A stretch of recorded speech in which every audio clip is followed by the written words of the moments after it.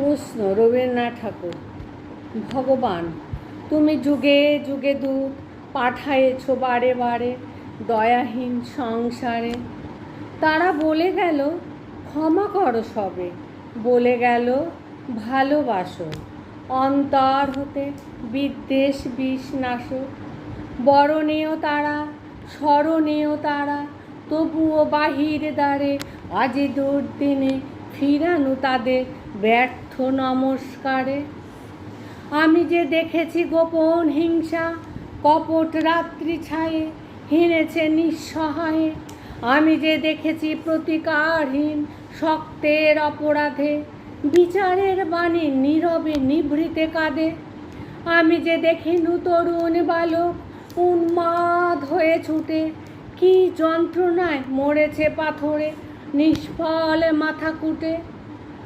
কণ্ঠ আমার রুদ্ধ আজিকে বাসি সঙ্গীত ধারা অমাবস্যার কারা লুপ্ত করেছে আমার ভুবন দুঃস্বপনের তলে।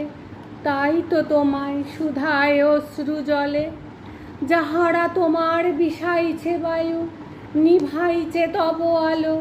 তুমি কি তাদের ক্ষমা করিয়াছ? তুমি কি বেসেছ ভালো? নমস্কার।